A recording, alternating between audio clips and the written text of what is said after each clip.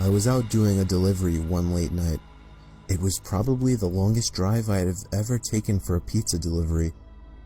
From the pizza place I worked at, it was a 20-minute drive, which isn't too crazy out where I live. Plus, they ordered 4 large pies, so I figured it was a party and I would get a much bigger tip. Navigating the dirt roads at night was always annoying though. I pulled up to the given address. It was some old, sketchy-looking building literally in the middle of a forest clearing. There were no cars parked anywhere or any lights on. I put my car in park and called my boss. I asked him to reread the address at least 3 times to make sure I typed it in right, but that checked out.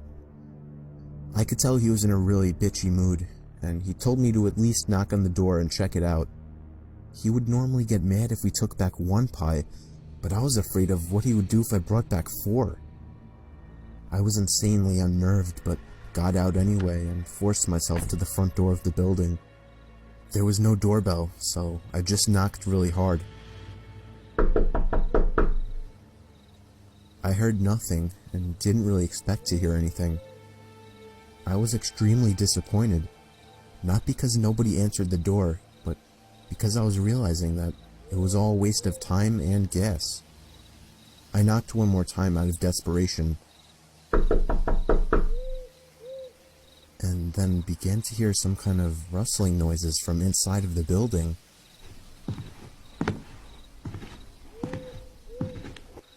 I knocked again and yelled that I was the pizza guy. There was silence now. I felt a bit more uncomfortable now than before.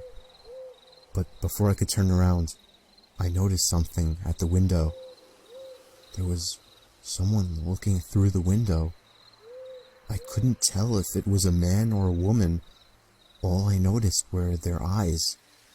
Their eyes were open wider than I knew possible, staring intently at me.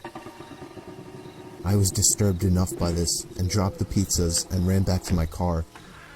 The shitty thing wouldn't start until turning the key for the 3rd time. I drove off the grass and back onto the dirt road, but I felt the car rocking about, shaking and bumping. Something wasn't right.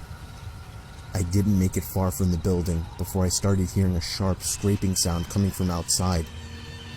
There was so much resistance that I couldn't even drive. The car came to a stop. I got out of the car to check what the hell was wrong. A chill ran up my spine as I began to feel like my heart was constantly skipping beats. My tires had been slashed and had completely fallen off the rim. Not just the front though. All 4 tires were slashed. I realized somebody did this when I was knocking on the door to that building. Instead of running, I got back in the car and locked the doors. I was so close to that building, I could practically see it from where I was, if it weren't for the trees blocking the view. I dialed 911 and explained everything to the operator. She told me the cops would be over as soon as possible and that I need to stay hidden. I asked her if it was advisable to stay in the car or run, and she told me it would be best to stay in the car with the door locked. She asked me to stay on the line with her until the cops arrived. My whole body was shaking. In all directions, there was nothing but dark, seemingly endless forest. I knew it would take forever for the cops to get there. I was not comfortable with sitting in that car so close to whoever did this. The next part, though, is what utterly destroyed me. It still shakes me to this day, and I hope nobody ever has to experience this kind of fear. As I was scanning all the windows, making sure nobody was outside, I looked in the rearview mirror, and there was the same person I saw at that window. Eyes open wider than ever. I could see now that it was a woman, and I could ever so slightly see a smile begin to spread across her face. I opened my door and full-on sprinted into the woods, not caring how much noise I made. I ran until I was out of breath, which didn't take long, and I hid behind a giant log on the ground. I tried to cover my loud breathing with my hand, as I waited and waited for what felt like hours, until I finally heard sirens in the distance.